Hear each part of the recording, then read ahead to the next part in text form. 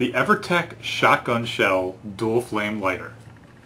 This lighter has a nice feel to it. It's a metal lighter. You can see it has a nice design. It's pretty slim, so it fits nicely in your pocket.